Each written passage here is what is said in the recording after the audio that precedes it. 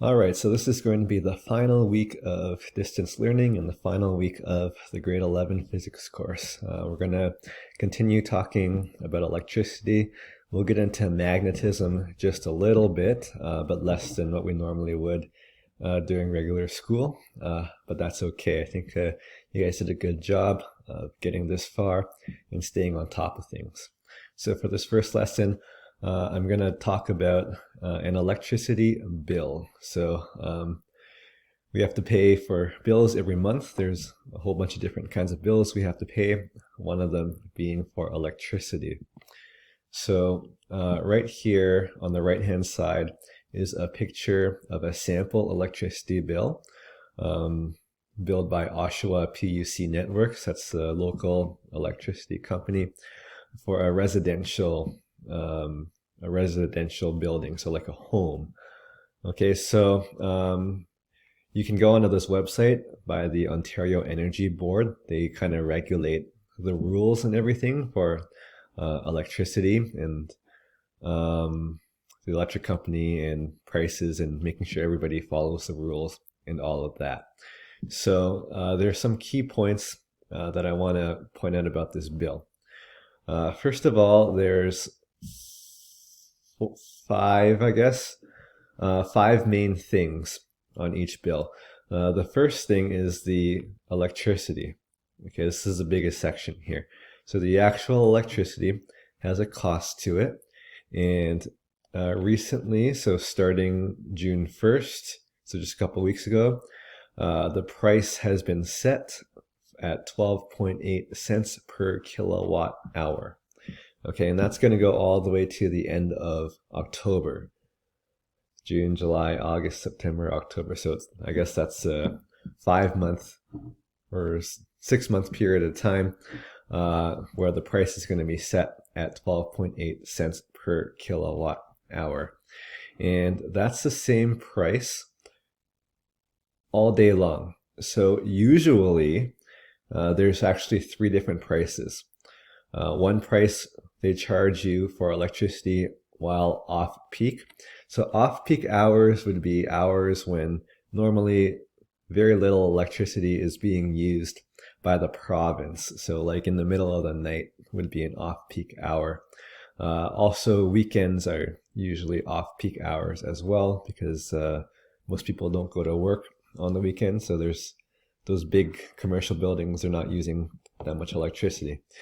And then the opposite would be on peak. On peak would be the hours where the province is using the most electricity.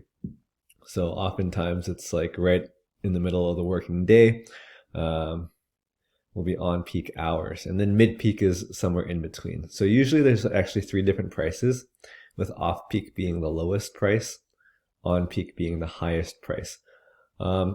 However, since a lot of people are encouraged to stay home now due to social distancing, they've decided to set the price of electricity to be the same all day long. Okay, keeping things simple, and 12.8 is supposed to be on the lower end. Okay, so closer to the off-peak price. So they want to charge us at the lower rates while we're staying at home during the COVID epidemic. However, 12.8 is, I noticed at least, it's still a rise from what it was. It was at 10.1. Okay, so when COVID started in March, they had set it to 10.1. So now they've actually changed it to 12.8. The increase, I mean, it's possibly due to the fact that we're moving into the summer time now. So in the summertime, a lot of electricity starts getting used for air conditioning. So that might be part of the reason for the price difference. But who knows their real reasons. But anyways, the first part of the electricity bill would be paying for the actual electricity. But then you'll see they also charge you for delivery. And it's quite significant. So the electricity here, 40 plus 11 plus 11, that's about $63. and that's the electricity. But to deliver that electricity, so that's to transmit it from the power station through the power lines across the province or city and into your home. So that's charged about $36 for this sample electricity bill. And so that's pretty significant. And then there's regulatory charges. So, I mean, if you go to this website, I guess they try to explain where those regulatory charges come from, but I try to read it. It's pretty confusing. Maybe it's intentionally confusing, so the consumers don't actually know, but they do get a little bit of money, it appears, from each home based on regulatory charges. And then you get a subtotal. Okay, so the subtotal for this bill, by the way, this bill is based on 500 kilowatt hours used in a month. So the subtotal is $102. And then you have to pay tax on that. And then there's also a rebate. So they reduce the bill. So this bill was reduced by $32, giving a total amount of $82.97. So currently the rebate is 31.8%. Okay, so that's currently the rebate. So if you take 31.8% of $102, it should be $32. All right, so things to point out are that energy is measured in kilowatt hours. So that's different than normal. Through all the past many weeks, we've been measuring energy in joules. And joules would be the correct physics unit, the SI unit for energy. However, that turns out to be not very convenient when trying to calculate bills for electricity. So the electricity bills, the energy is going to be measured in something called kilowatt hours. So next slide will be based on that. I talked about the prices already and how they're set at 12.8 cents per kilowatt hour all day long in Ontario from now until the end of October. I talked about the other charges you pay for and the rebate. Okay, so now I'm going to focus on what this kilowatt hours means. All right, so where did this unit of measurement, kilowatt hours, come from? It's supposed to be joules for energy. Okay, so I'm going to go back to the power formula. So power was energy divided by time. Energy divided by time, and that was measured in watts. Okay, the energy was in joules and the time was in seconds. Those are all the SI units. Now, if we rearrange this formula for energy, that would be multiplying time to both sides. So energy would be power times time. So the SI units, normally it's joules for energy, watts for power, and seconds for time. So basically 1 joule is the same as a watt second. Okay, a joule is the same as a watt second. However, for buildings, they use lots and lots and lots of joules. Okay, so it's actually more convenient to state them in bigger units. Okay, so that's where this kilowatt hours is going to come in. So to measure power, a lot of electrical devices are in the hundreds of watts, maybe even the thousands of watts. So instead of using watts, it's often kilowatts. Now, maybe one device would be a few hundred watts, but then if you add up everything in the whole home, maybe it becomes thousands of watts. So then we want to talk about kilowatts. Okay, so in this formula, energy equals power times time. What happens if we use kilowatts for power and then hours for time? Okay, because we often have devices running for hours at a time. We don't really keep track of how many seconds we use the laundry machine or the dishwasher. We don't even keep track of how many minutes. Usually we keep track of how many hours we use those things for. So if we have power in kilowatts and time in hours, then it becomes kilowatt times hours. So kilowatt hours. And that's where this unit for energy comes from. Okay. So how does that relate to joules? If you do a conversion, a kilowatt hour, so a kilowatt can be changed to 1,000 watts, and an hour can be changed to 3,600 seconds. So 60 minutes in an hour and 60 seconds in a minute makes 3,600 seconds in an hour. So multiplying those give you actually 3.6 million joules.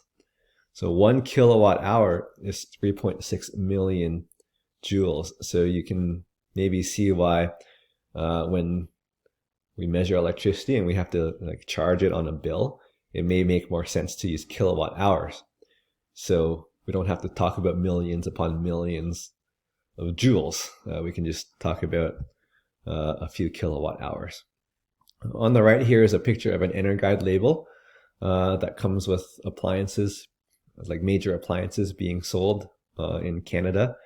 And so this one's for a sample refrigerator, and it's showing how many kilowatt hours this refrigerator uses typically in 1 year.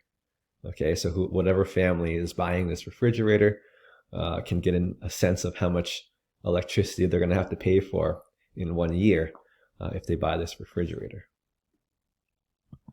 All right, and then I'll just do one sample question here. So if a refrigerator runs on average for 8 hours a day at a power of 200 watts, how much electrical energy does it consume in a 30-day month? And how much would this cost on an electricity bill? Okay, so a refrigerator runs on average of 8 hours a day. So your refrigerator keeps your food cool for 24 hours a day, hopefully, as long as you don't leave it open by accident. So why does this say 8 hours a day? Well, that's because it's well insulated, so it doesn't have to have the electricity running for the full 24 hours. Okay, it's got sensors in it so that it gets things to a certain temperature, and then the electricity kind of shuts off, and things will just stay cold inside. They'll get warm over time, but when the sensors pick up that the temperature is a little bit too warm, then the electricity will kick back in to cool it back down again. Okay, so fridges, they keep things cold for 24 hours, but they only have to use electricity for about 8 of those hours in a day. Power is about 200 watts. So we're going to calculate how much energy it uses and how much this will cost. So first, calculating the energy in a 30-day month. So first I make a list and I convert the units. So the power was given at 200 watts. Now I'm going to convert that to kilowatts by dividing by 1,000, because my final answer is going to be in kilowatt hours for electrical energy. And then the time is 8 hours a day for a 30-day month. So when I just multiply 8 hours a day by 30 days, I'm going to get to 240 hours in total. That's the amount of time this fridge is going to use electricity in that month. So to calculate the energy, rearrange the power formula. So energy equals power times time. So I'm just multiplying these two numbers here. And the answer is 48 kilowatt hours. That's how much electricity that fridge uses in a month. Multiply that by 12 and you can get it for a year. And that's pretty close to that 550 that was shown in the previous slide with the EnerGuide label. So anyways, this is for a month. So how much does this cost on an electricity bill? How much does 48 kilowatt hours cost on an electricity bill? Well, it depends on the price of electricity. So as I said earlier, the current prices in Ontario are 12.8 cents for every kilowatt hour. So if we use 48 kilowatt hours, we just multiply these two values together to get the total cost. Okay, so multiplying them together, I get 614. That would be in cents, and divided by 100 to get it into dollars. So about $6 a month to operate this refrigerator. And note that this is the cost before tax and the delivery and the rebate. Okay, so those complicate the price, but the actual electricity costs about $6 a month for a refrigerator.